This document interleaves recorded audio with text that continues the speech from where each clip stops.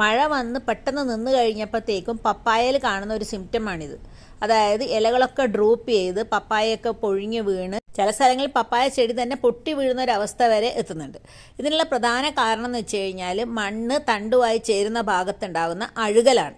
കാരണം പപ്പായയുടെ root zone എപ്പോഴും മുകളിലാണ്. അതായത് മണ്ണിൻ്റെ മുകളിൽ നിന്ന് ഏകദേശം ഒരു 10-15 സെൻറ്റിമീറ്റർ ഡെപ്തിൽ മാത്രമേ പപ്പായയുടെ വേരുള്ളൂ. അപ്പോൾ അവിടെ വെള്ളം കെട്ടി നിൽക്കുമ്പോൾ ഉണ്ടാകുന്ന ഏറ്റവും വലിയ പ്രശ്നം അഴുകൽ രോഗം ഉണ്ടാകാനുള്ള സാധ്യത കൂടുതലാണ്. പ്രത്യേകിച്ച് നമ്മളുടെ ഈ അസിഡിക് ആയിട്ടുള്ള മണ്ണിൽ ഈ അഴുകൽ രോഗം വരുമ്പോഴത്തേക്കും നമുക്ക് പുറത്ത് കാണാനൊന്നും ഉണ്ടാവില്ല.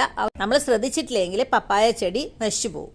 അപ്പോൾ അതിന് നമ്മൾ ചെയ്യേണ്ട ഏറ്റവും ആദ്യത്തെ കാര്യം പപ്പായയുടെ തണ്ടിൻ്റെ ഭാഗത്ത് ശ്രദ്ധിക്കുക. വാട്ടർ ഡ്രെയിനേജിനുള്ള സൗകര്യം അവിടെ ഉണ്ടാക്കി കൊടുക്കുക. ഒരു പപ്പായ മരത്തിന് ഏകദേശം ഒരു 1/4 കിലോഗ്രാമെങ്കിലും പൊടിഞ്ഞ കുമ്മായം മണ്ണുമായി ചേർത്ത് ഇളക്കി ചേർക്കുക. 15 ദിവസത്തിന് ശേഷം ട്രൈക്കോഡർമ എൻറിച്ച്ഡ് ആയിട്ടുള്ള ജൈവവളം ഇടുക. അതേപോലെ തന്നെ സൂഡോമോണാസ് ഡ്രെഞ്ച് ചെയ്ത് കൊടുക്കുക.